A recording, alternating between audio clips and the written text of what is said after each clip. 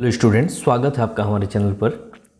आज हम लोग बात करेंगे क्लास 10 के पिछले वर्ष जैक द्वारा जारी किए गए कुछ मॉडल प्रश्न पत्रों के बारे में, जो कि इस वर्ष के स्टूडेंट के लिए भी काफ़ी मददगार साबित होंगे।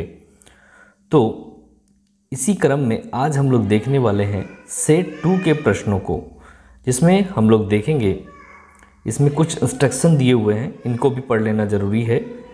तो ये जो प्रश्न है इसमें कुल 40 प्रश्न होंगे और सभी प्रश्न आपको सॉल्व करने हैं। सभी प्रश्न के लिए एक एक मार्क्स होंगे। इसमें 4 विकल्प दिए होंगे, जिसमें से एक ही विकल्प सही होगा, उसका चयन आपको करना है। और गलत उत्तर अगर आप देते हैं तो उसके लिए कोई भी मार्क्स आपका अलग से काटा नहीं जाएगा। तो इस तरह से हम लोग सेट 2 के प्रश्नों को आज देखेंगे। सेट 2 में कुल 40 प्रश्न हैं, जिसमें 1.5 घंटे का समय मिलेगा। इस वर्ष भी आप लोगों को इसी प्रकार से 2 प्रश्न पत्र मिलने वाले हैं, जिसमें पहला 1.5 घंटे के लिए इस प्रकार का एक क्वेश्चन पेपर आपको मिलेगा जो ऑब्जेक्टिव टाइप होगा, और अगले 40 नंबर के लिए 1.5 घंटे का समय मिलेगा, जिसमें 40 मार्क्स का सब्जेक्टिव क्वेश्चन आप लोगों को मिलेगा। तो चलिए सेट 2 के प्रश्नों को देख लेते हैं, जो पिछले साल जैक द्वारा जारी किया गया था। इस साल के स्टूडेंट्स के लिए भी काफ़ी मददगार साबित हो सकते हैं। तो देखते हैं हम लोग फर्स्ट क्वेश्चन को। पहला क्वेश्चन है 140 को अभाज्य गुणनखंडों के गुणनफल के रूप में लिखा जा सकता है। तो आपको 140 का अभाज्य गुणनखंडन इस प्रकार से निकाल लेना है। जो भी आंसर होगा उसको आपको चूज कर लेना है। तो चूंकि हम यहाँ पे देख पा रहे हैं 140 इक्वल टू हो जाएगा 2 × 2 × 5 × 7। तो इसका ऑप्शन हो जाएगा बी करेक्ट, 2 × 2 × 5 × 7। तो इसी तरह से आपको अन्य जो प्रश्न है उसका भी आंसर को चूज कर लेना है। तो अगला प्रश्न देखते हैं, किन्हीं 2 धनात्मक पूर्णांकों a और b के लिए HCF गुना LCM का मान क्या होगा, ये आपको बताना है। अगर 2 धनात्मक पूर्णांक a b है तो HCF और LCM का गुणांक क्या होता है। तो हम लोग जानते हैं कि HCF × LCM is equal to दोनों संख्याओं का गुणनफल होता है, यानी कि यहाँ पे a गुने b हो जाएगा। अगला क्वेश्चन है 45 और 160 का HCF क्या होगा। इसको आप निकालने आता ही होगा, आपको निकाल के जो भी आंसर हो आप उसको करेक्ट कर सकते हैं। अगला प्रश्न देखेंगे, 2 धनात्मक पूर्णांक a और b दिए रहने पर यदि अद्वितीय पूर्ण संख्याएं q और r विद्यमान है तो निम्न में से कौन सा कथन सत्य है। a is equal to B Q minus R, a is equal to B Q plus R, a is equal to B Y Q minus R, या a is equal to B Y Q plus R. तो जो भी इसमें correct होंगे उसका चयन आपको करना है। हम लोग जानते हैं ये यूक्लिड एल्गोरिदम है, तो इसीलिए इसका आंसर होगा a is equal to B Q plus are.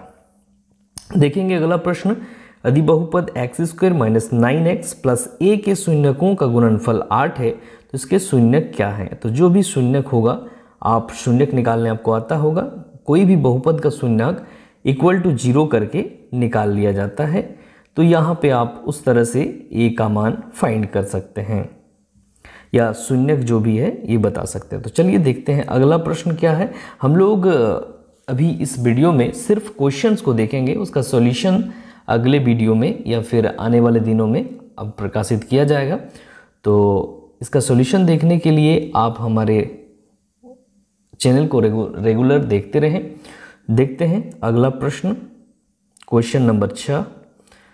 इसमें क्या करना आपको, क्वेश्चन नंबर 5 भी, यदि बहुपद x² - 9a ये हो चुका है। 6 नंबर, यदि अल्फा बीटा बहुपद x² + 2x + 1 के शून्यक हैं तो 1/α + 1/β क्या होगा। जो भी होगा उसका मान आप लोग निकाल लेंगे।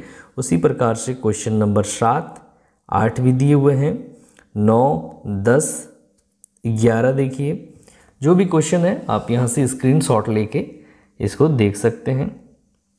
क्वेश्चन नंबर 12 है, यदि x = a y = b समीकरण x - y = 2 और x + y = 4 का हल है तो a और b का मान क्या होगा। आप इसको सॉल्व करें, x - y = 2 और x + y = 4।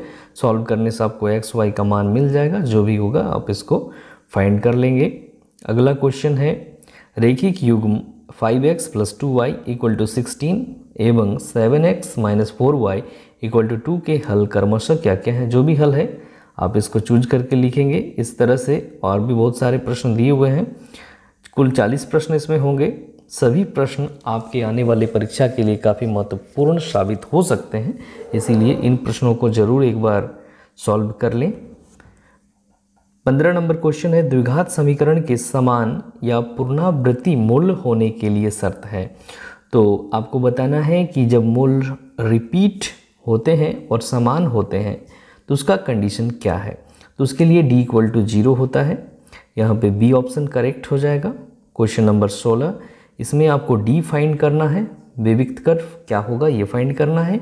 d equal to B square minus 4ac होता है, फॉर्मूला से आप इसको फाइंड कर सकते हैं। अगला प्रश्न है, द्विघात समीकरण 3x square minus 2x plus 1/3 equal to 0 का विविध कर d निकालना है आपको। उसी तरह से अगला बहुत सारे जो भी प्रश्न है आपके सामने आप देख सकते हैं। यहाँ पे AP का बहुत सारा प्रश्न है। 24 नंबर, 6 से विभाज्य प्रथम 40 धन पूर्णांकों का योग क्या होगा।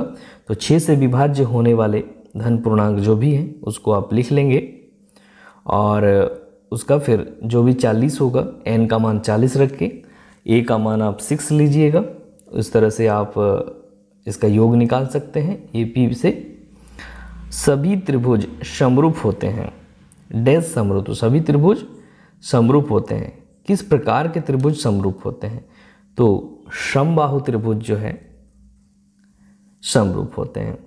इसी तरह से और भी बहुत सारे प्रश्न दिए हुए हैं, आप इसका थिल्स प्रमेय लगा के सॉल्व कर सकते हैं। 26 नंबर, 27 नंबर में आपको बताना है सर्वांग समता की कसौटी को कौन सा है ये चूज करना है। निम्न में से त्रिभुजों की सर्वांग समता की कसौटी नहीं है, कौन सा कसौटी नहीं है ये भी बताना है। यहाँ पे आप दे सकते हैं 28 नंबर में ए जो दिया हुआ है ये नहीं होगा। अब देखेंगे 29 नंबर प्रश्न को हम लोग। 29 नंबर प्रश्न है, दो समरूप त्रिभुजों के क्षेत्रफल का अनुपात बराबर हो ये त्रिभुज। इसी तरह से और भी आगे बहुत सारे प्रश्न दिए हुए हैं, सभी को आप सॉल्व कर सकते हैं। और अगर कोई भी दिक्कत हो तो कमेंट बॉक्स में ज़रूर लिखें।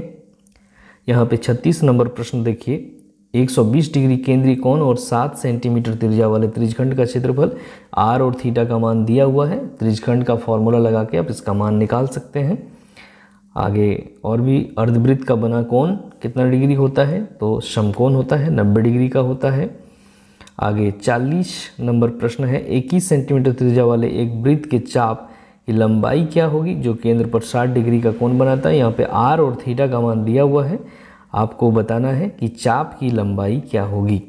तो आपको पता होगा चाप की लंबाई कैसे हम लोग फाइंड करते हैं, तो थीटा बाई 360 इंटू 2πr इस फॉर्मूला में सेट करके जो भी फॉर्मूला जो भी आंसर आएगा आप उसको चूज कर सकते हैं। इस तरह से हम लोगों ने आज पिछले वर्ष जैक द्वारा जारी किए गए मॉडल सेट का दूसरा सेट देखा। ये आपके आने वाले परीक्षा के लिए महत्वपूर्ण साबित होंगे, तो ज़रूर आप लोग इस प्रश्न को सॉल्व कर लें। चलिए वीडियो को आज यहीं पे अंत करते हैं, मिलते हैं नेक्स्ट वीडियो में, तब तक के लिए धन्यवाद।